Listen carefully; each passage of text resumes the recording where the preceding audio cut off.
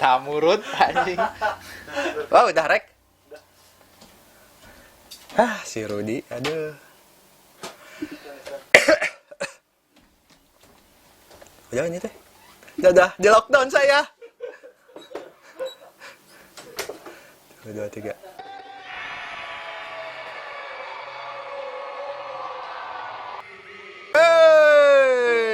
Bertemu lagi dengan saya di Kumpul Bareng TV.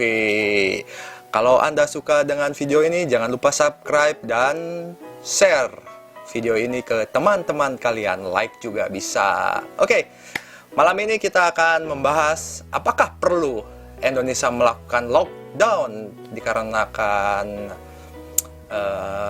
keadaan yang mendesak diakibatkan oleh menyebarnya virus corona di Indonesia. Untuk informasi sebelumnya ini, untuk kawan-kawan semua, bahwa sebenarnya nama penyakit yang sedang terjadi di seluruh dunia saat ini itu menurut WHO sebenarnya itu namanya adalah coronavirus disease atau COVID-19. Nah, penyakit COVID-19 ini itu disebarkan oleh virus. Nah, virus ini namanya adalah Severe Acute Respiratory Syndrome Coronavirus 2. Jadi, dalam virus corona itu, dia itu menyebabkan 3 penyakit, yaitu SARS, MERS, dan penyakit baru yaitu namanya COVID-19.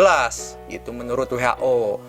Dan saat ini penyebaran untuk virus coronanya itu sudah tercatat, terkonfirmasi tanggal 18 Maret ini ya, sejak Kumpul Bareng recording untuk lockdown ini, yaitu tercatat 184.975 yang terkonfirm positif di seluruh dunia, dan yang meninggal dunia yaitu 7.529 di 159 negara. Cukup banyak memang, karena memang ini suatu pandemi, jadi menyebarnya ke seluruh dunia.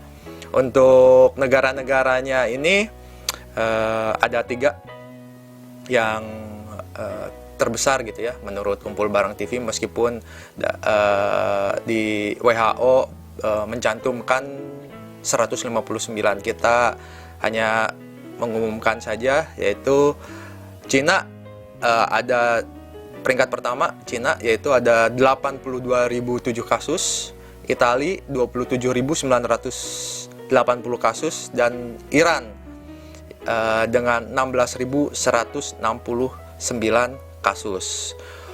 Untuk Indonesia, update terakhir sampai dengan tanggal 18 ini, yang sebelumnya tanggal 17 itu Kementerian Kesehatan untuk tanggal 17-nya itu positif COVID-19-nya itu 172, sembuhnya itu 9, dan meninggalnya itu 5. Nah, di tanggal 18 tadi oleh juru bicara Kementerian Kesehatan ada penambahan menjadi yang positifnya itu 227 positif, dan yang sembuhnya itu masih tetap 9, dan yang meninggalnya itu terupdate menjadi 11 pasien. Oke, sesuai dengan judul kita itu, apakah Indonesia mesti lockdown atau tidak? Kita harus membedakan dulu nih, apa yang dimaksud dengan lockdown, apa yang dimaksud dengan social distancing. Social distancing adalah mengurangi jumlah aktivitas di luar rumah dan interaksi dengan orang lain yang dianggap mampu mengurangi kontak tatap muka langsung. Langkah ini termasuk menghindari pergi ke tempat-tempat yang ramai dikunjungi seperti supermarket, bioskop, dan stadion. Jadi kalau social distancing ini kita lebih disiplin untuk menjaga jarak, terus lebih banyak beraktivitas di rumah, tidak keluar gitu karena ada potensi kita kena dengan penyakit COVID-19 ini. Bukan berarti seluruh kegiatan diberhentikan, masih bisa berjalan gitu.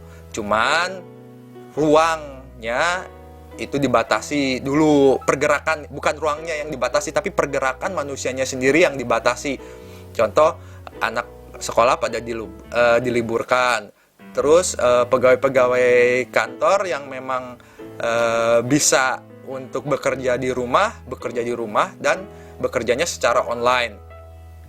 Apabila mereka masih bekerja ke kantor, tolong dijaga jaraknya. Terus aktivitas-aktivitas seperti berbelanja itu masih buka, toko-toko itu masih buka, mal-mal pun masih buka. Cuman kita harus sadar apakah kita kalau ke mall itu penting tidak gitu. Apa yang dibeli itu ke mall apakah penting atau tidak? Kalau yang tidak begitu penting ya udah di rumah aja. Tapi kalau kebutuhan sembako gitu misalnya, itu kan penting, sesuatu yang penting. Makanya bisa keluar tapi tetap jaga jarak. Untuk yang kedua, lockdown. Apakah lockdown? Lockdown adalah situasi yang melarang warganya untuk masuk ke tempat atau tempat karena kondisi darurat. Lockdown juga berarti negara yang menutup perbatasannya agar tidak ada orang yang masuk atau keluar dari negaranya. Jadi kalau lockdown itu, dia semua suatu area itu dibatasi pergerakannya, ditutup malahan. Tetapi orang masih bisa sebenarnya keluar dengan alasan yang tepat seperti itu. Jadi semua tidak ada aktivitas, terus di lockdown gitu. Cuman kekurangan dari lockdown ini, kita harus memikirkan dulu nih, Indonesia, apakah kita sudah mampu secara sembakonya, terus perekonomiannya. Karena dengan melockdown artinya semua akses dari luar atau yang dari dalam pun tidak bisa keluar masuk. Nah, itu akan mengganggu perekonomian, jelas akan mengganggu perekonomian karena di situ kita tidak bisa berbuat apa-apa. Perdagangan pun dari ekspor impor ditutup. Otomatis apakah kita mampu untuk melockdown ini negara ini? Makanya di situ pertimbangan kenapa Presiden Jokowi belum saatnya, untuk saat ini situasinya belum di lockdown. Berbeda dengan Italia. Di Italia sebenarnya pemerintahnya itu sudah menyarankan untuk warganya social distancing, yaitu bekerja di rumah, terus mengisolasi diri di rumah, tidak keluar, terus sekolah-sekolah pada diliburkan. Tetapi karena warganya tidak aware pada waktu itu, masih bersosial meskipun beberapa kegiatan itu diliburkan, masyarakatnya mengartikannya ya udah liburan gitu. Padahal tidak begitu. Itu tuh untuk mengurangi dampak dari penyebaran COVID-19-nya sendiri. Akibatnya kena cueknya warga Italia itu, boom. Akhirnya COVID-19-nya malah menyebar luas dan Italia mengeluarkan keputusan untuk melockdown areanya sendiri. Jadi begitu. Nah, untuk saat ini menurut saya belum waktunya lah untuk melockdown Indonesia, karena kita harus memikirkan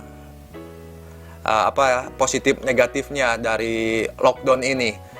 Yaitu lagi pertimbangan yang paling utama adalah perekonomiannya. Karena kita ini masih dianggap sebagai negara berkembang, sedangkan yang Eropa itu seperti Italia, Denmark, terus ada beberapa negara di Skandinavia untuk lockdown. Nah, itu mereka negara maju gitu, uangnya banyak gitu, dan stok sembakonya juga banyak. Tapi kalau Indonesia dengan ada berbagai pulau, apakah bisa melockdown seperti itu? Apalagi yang mau di lockdownnya itu misalnya Pulau Jawa, jelas di situ adalah pusat perbisnisan Indonesia. Apabila di lockdown, ya kemungkinan besar akan kolaps perekonomian Indonesia dan makin banyak pengangguran misalnya, sembako makin mahal, BBM bisa jadi kurang, begitu. Jadi pikirkan lagi untuk melockdown Indonesia. Ingat teman-teman, lockdown itu memang salah satu metode untuk mengurangi penyebaran COVID. Tapi masih ada pilihan lain, yaitu social distancing. Jadi makanya kita harus disiplin untuk menjaga jarak dengan orang lain. Apabila tidak punya alasan yang penting-penting banget untuk keluar, ya udah di rumah aja gitu, nggak usah kemana-mana daripada kita nanti kena COVID. Terus teman aku pernah bilang gitu, Feb, dengan social distancing tetap aja kena juga. Iya, memang dengan social distancing pasti kena. Cuman begini teman-teman, bayangkan kalau rumah sakit itu tidak bisa menampung semua orang yang terkena COVID.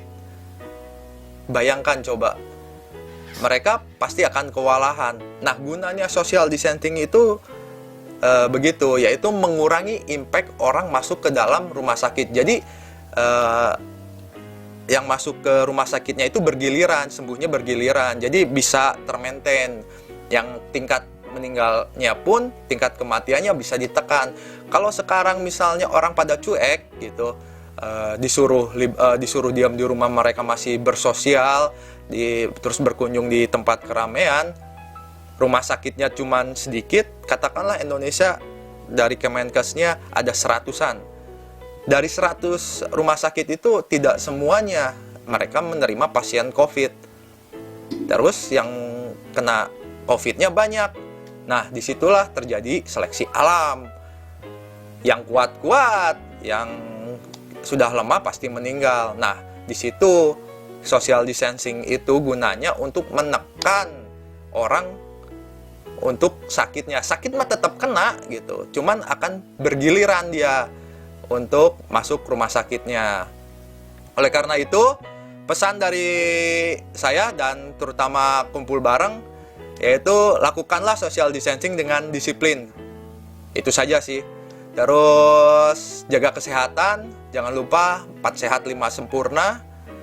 Tetap di Kumpul Bareng TV.